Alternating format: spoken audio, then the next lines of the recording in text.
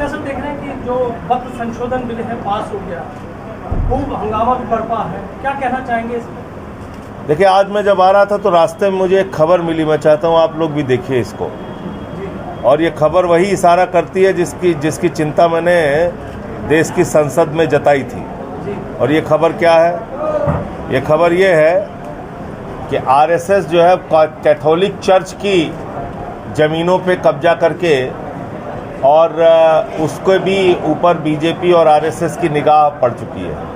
अब ये क्या कह रहे हैं? कैथोलिक चर्चेस के पास बहुत ज़्यादा ज़मीन है पूरे हिंदुस्तान के अंदर, और इसमें जो संख्या लिखी हुई है 17 करोड़ एकड़ ज़मीन है उनके पास। वफ़ के पास तो 9.4 लाख एकड़ बता रहे थे ना, अब कह रहे हैं कैथोलिक चर्च के पास 17 करोड़ एकड़ ज़मीन है। 17 करोड़ एकड़? 17 करोड़ एकड़। मैं खबर भेज देता हूँ आप लोग। तो अब निगाह उस पर है। अगला नंबर किसका आएगा? गुरुद्वारों के पास भी बहुत ज़मीनें हैं। फिर उसके बाद किसका नंबर आएगा? मंदिरों के पास भी बहुत ज़मीनें हैं। फिर उसके बाद नंबर किसका आएगा? जैन धर्म के जो मंदिर हैं उनके पास भी बहुत ज़मीनें हैं। दरअसल ये मुद्दा है क्या? ये मुद्दा क्या है?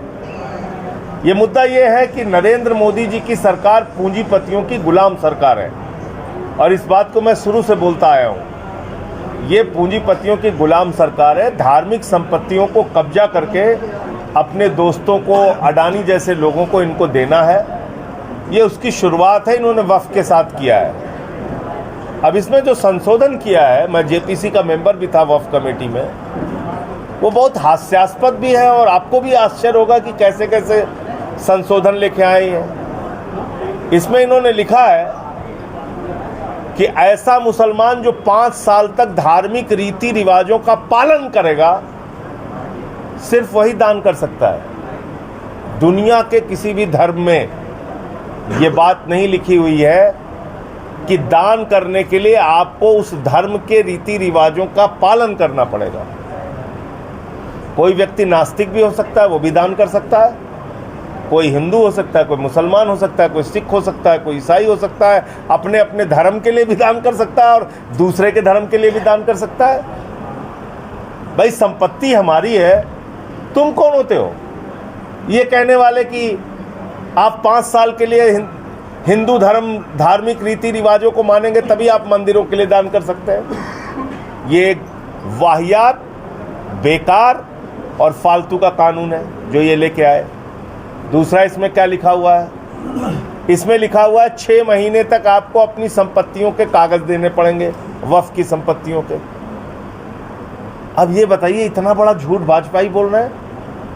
मुख्तार अब्बास नकवी साहब जब इनके मंत्री थे तो उन्होंने 2019 में एक बयान दिया कि देश भर की सारी वफ़ की संपत्तियां डिजिटाइज्ड हो चुकी हैं, यानी कि उसके कागजात की जांच करके उसको ऑनलाइन किया जा चुका है वामसी पोर्टल पे। आप लोग पत्रकार हैं, जानिए। और ख़ास तौर से मैं इस देश के हिंदुओं को कहना चाहता हूं कि आप लोगों के बीच में कितना झूठ बोलने का काम वाजपेयी करते हैं। इनकी असली चेहरे को पहचानिए।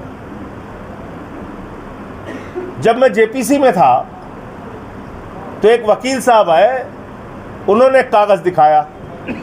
वो कागज़ बड़ा मज़ेदार है। 2020 में भारत की सरकार ने, यानी कि नरेंद्र मोदी जी ने, सुप्रीम कोर्ट में शपथ दिया है और कहा है, हुजूर माई बाप, देश भर की जितनी भी वफ़ संपत्तियां हैं, हमने उसके सारे कागजात चेक कर लिए, उसका सर्वे हो चुका, वो डिजिटाइज्ड हो चुकी और वो ऑनलाइन हो चुकी। फिर क्यों तुम झूठ बोल रहे हैं कि तुम्हें कागज़ चाहिए? झगड़ा कराने के लिए, फसाद कराने के लिए, नफरत फैलाने के लिए, गरीबों का नुकसान करने के लिए? क्या चाहते क्या हो आप लोग? इस देश में अमन, चैन और शांति नहीं रहने देना चाहते? लोग अपने रोजगार की चिंता करें, हमारा नौजवान कुछ व्यापार रोजगार कर ले, ये चिंता ना आपको नहीं है? किसान हमारा कुछ गन्ने का उसको मूल्य मिल जाए, उसकी चिंता आपको नहीं है? सिर्फ झगड़े, फसाद, नफरत। तो ये है इनका कानून। इसमें इन्होंने लिखा कि गैर मुस्लिम भी इसका सदस्य बन सकता है। मैंने कहा भाई, ये तो बाबा साहब डॉक्टर भीमराव अंबेडकर जी के संविधान के खिलाफ बात है, क्योंकि संविधान की धारा 25 और 26 ये साफ तौर पे कहती है कि अलग अलग धर्म के मानने वाले लोग अपनी धार्मिक संपत्तियों का प्रबंधन अपनी धार्मिक मान्यताओं के हिसाब से करेंगे, ये लिखा हुआ है। तो आप बाबा साहब के संविधान से ऊपर हो गए, भारत के संविधान से ऊपर हो गए मोदी और अमित शाह। तो इसलिए हमने इसका विरोध किया और जमकर विरोध किया, और इस देश के सभी लोगों को इसका विरोध करना चाहिए, क्योंकि ये कानून भारत के संविधान के खिलाफ है। और अगला नंबर इसमें मैं फिर दोहरा रहा हूं, चर्चों का आएगा, गुरुद्वारों का आएगा, जैन धर्म की संपत्तियों का आएगा, बौद्ध धर्म की संपत्तियों का आएगा और मंदिरों का आएगा। मंदिरों का तो चंदा चोरी का मैंने खुद खोला था भाजपाइयों का, कितने बड़े चंदा चोर हैं लोग। 2 करोड़ की जमीन 5 मिनट में 18.5 करोड़ रुपए में खरीदा है भाजपाइयों ने। अयोध्या का मेयर शामिल था उसमें बीजेपी का। ये बात करेंगे धर्म की। मैंने तो बताया कि आपने डिफेंस की भी जमीन उठा के अडानी को दिया अयोध्या में। कोई बात गलत बोल रहा हूं तो बताओ। तुम धर्म को मानने वाले लोग हो, धर्म के नाम पे धंधा करने वाले लोग हो, देश को बर्बादी की कगार पे पहुंचाने वाले लोग हो। उत्तर प्रदेश का नौजवान रोजगार के लिए ठोकर खाता है तो प्रधानमंत्री जी कहते हैं गोबर से रोजगार दे देंगे, तुम्हारे गोबर से हम रोजगार करेंगे, हमारे यूपी का नौजवान, और तुम लूटोगे देश को अडानी के साथ मिलके, बर्बाद करोगे हम लोगों को।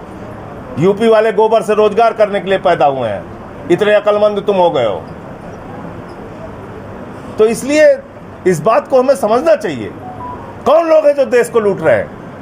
एक प्रधानमंत्री नरेंद्र मोदी गुजरात से, अमित शाह दूसरे राजनीतिक सत्ता पे काबिज गुजरात से, अडानी गुजरात से, अंबानी गुजरात से।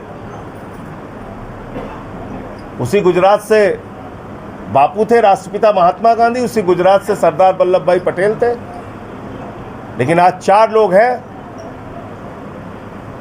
2 खरीद रहे हैं, 2 बेच रहे हैं। ये चल रहा है इस देश में। जेडीयू और टीडीपी को लेकर क्या कहेंगे? इन्हें रोकना पड़ेगा, इस देश के लोगों को मिलकर। मैंने पार्लियामेंट में भी बोला कि सिर्फ 36% वोट भारतीय जनता पार्टी को मिला है। इस देश के 64% लोग आज भी इसके खिलाफ हैं।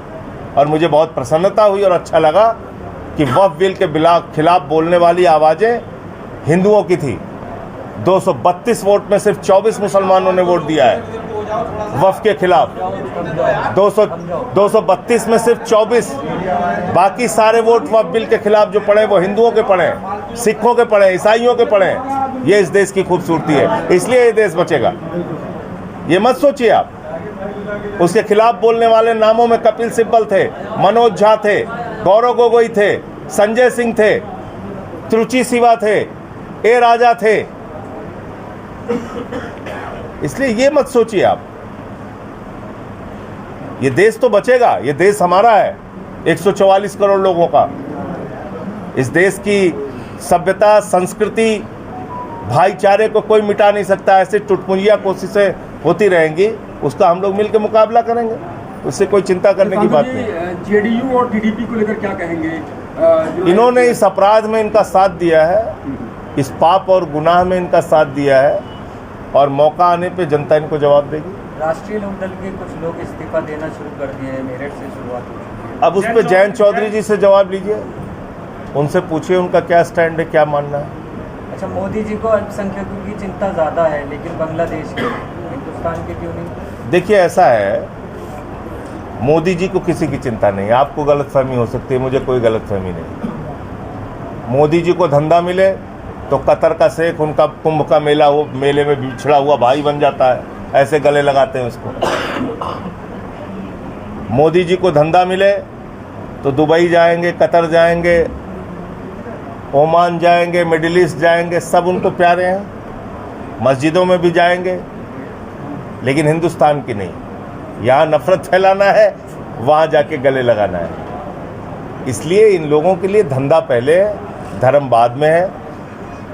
और ना तो इनको हिंदू से प्यार है, ना मुसलमान से प्यार है, ना इस देश से प्यार है, इनको दोस्त से प्यार है। आगे क्या रणनीति रहेगी आपकी संशोधन में? देखिए, बहुत सारे लोग इसमें कोर्ट में भी गए हैं, सुप्रीम कोर्ट में, और मेरा ये मानना है कि एक गैर संवैधानिक बिल है, जैसा मैंने आपको बताया। भारत के संविधान की धारा 26 वो सबको पढ़ना चाहिए, जिसमें सभी धर्म के मानने वाले लोगों को अपनी पूजा अर्चना इबादत प्रेयर करने की स्वतंत्रता है और सभी धर्म के मानने वाले लोगों को अपनी धार्मिक संपत्तियों के प्रबंधन की आज़ादी है। तो बाबा साहब डॉक्टर भीमराव अंबेडकर जी द्वारा लिखे गए भारत के संविधान से बढ़कर न तो मोदी है, न अमित शाह है, न योगी आदित्यनाथ। पार्टी का क्या स्टैंड रहेगा? आम आदमी पार्टी का कोर्ट जाएगी? अभी देखना आपको बाकी रह गया आम आदमी पार्टी का स्टैंड। जेपीसी में विरोध किया, पार्लियामेंट में भी विरोध किया, आगे और आपस में बातचीत करेंगे। बीजेपी के तमाम नेता आप देखिए तमाम मंचों से कह रहे थे कि मुस्लिम जो गरीब मुस्लिम है उनके हक में ये बिल है। जो ठेकेदारी प्रथा चल रही थी, दादागिरी चल रही थी, वक्त की जमीनों पर कह रहे हैं कि वे 11 महीने से नीचे बेची गई। बड़े बड़े क्या फालतू की बातें ये, मुस्लिमों की चिंता है इनको। दोनों सदन में मैंने बताया तो एक एमपी है इनका, गुलाम अली, वो भी नॉमिनेटेड आया था, बाद में उसको बनाया। शाहनवाज हुसैन, मुख्तार अब्बास नकवी कहाँ है? कहाँ है? तो मुसलमानों की चिंता कैसे है इनको?